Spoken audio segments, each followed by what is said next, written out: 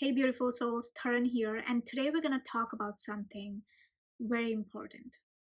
Something we all experience, but we don't always know how to handle. Feelings. We all have them, right? Those moments when emotions hit, but we don't really understand why.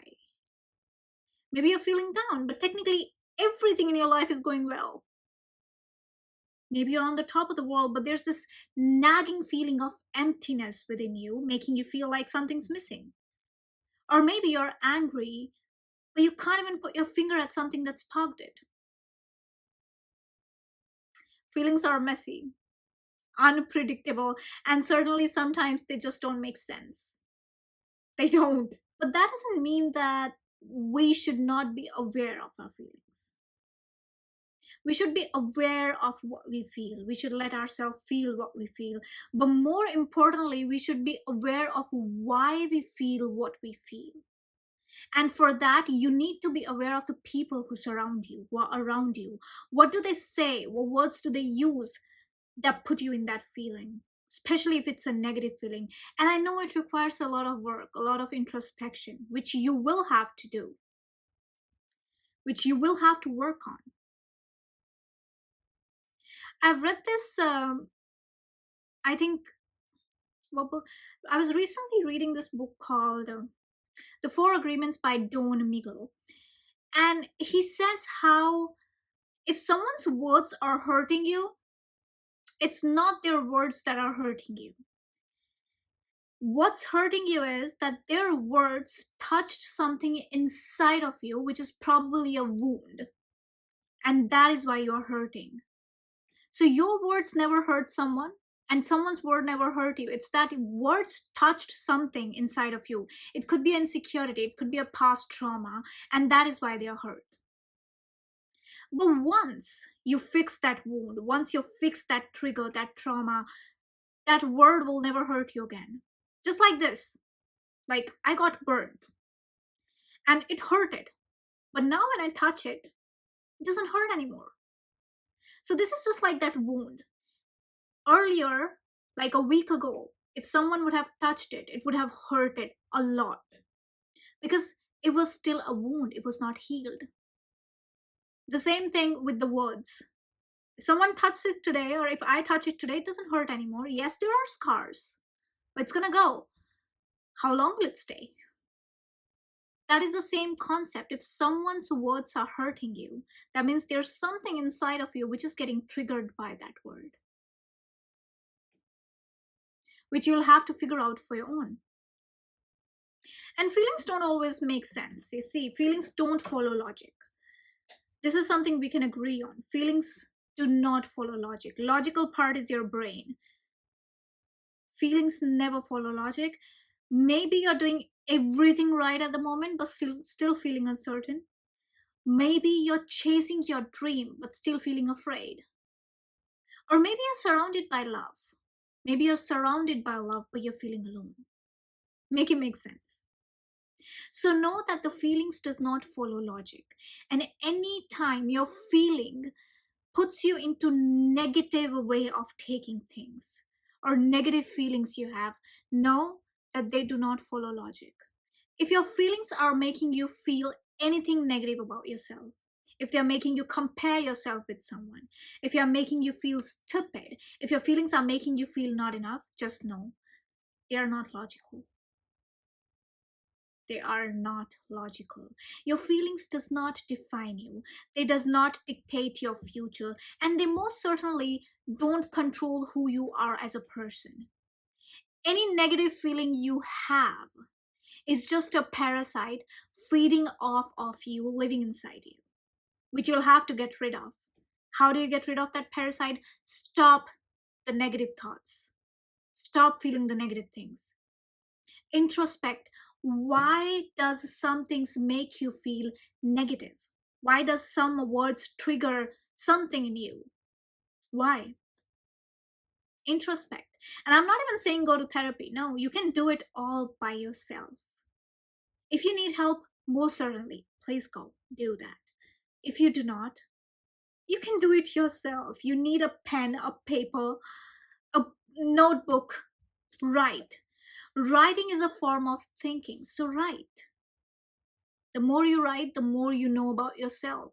People do not know about themselves. Oh my God. When I see myself growing into a person that's speaking to you today, it's so amazing because I can tell from what perspective you're saying things. You can tell me blame, put the blame on me of all the things existing in the world, and I'll tell you, you're just manipulating me. Oh, something hurted you. Problem is never with me. But that's what happens when you start knowing yourself, because the moment you know you have an issue, you take the accountability and you fix it.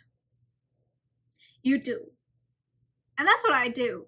The more you write, the more you know there's something that needs to be worked on within you. You work on it and you fix it. So eventually, when someone points fingers at you, you know that you have already worked on it and the other person did not. So now it's not your responsibility to take everything in. Now you know that that person is coming from a place of not being healed. Be more aware of what you feel. And feelings are just signals. See, most of the times feelings are signals that you cannot decode right away, and that is all right. You do not need to have answers to your feelings.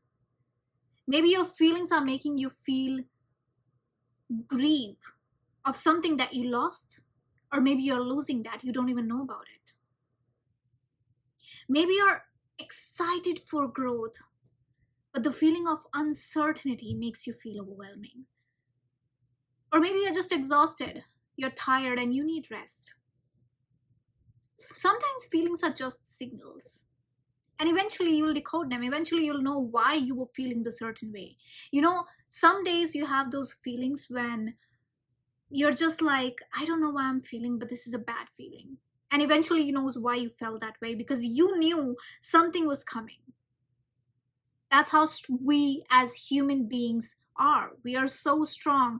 We know it. But we are just so lost in the world of illusion that we don't understand that power. We are not aware. That's what we need to do. We need to be more aware. Whatever the feeling is, you have to give yourself permission to feel it, to embrace it. Feel it with grace. Feelings are messy, so you will have to get messy with it at times, but give yourself permission to be messy. And you'll be like, why do I need to give permission to myself? Because you do. Many people do not allow themselves to do certain things. Many people do not, but you have to.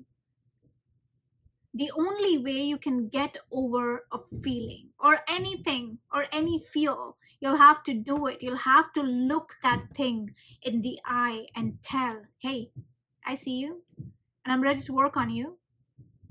That's something you'll have to do.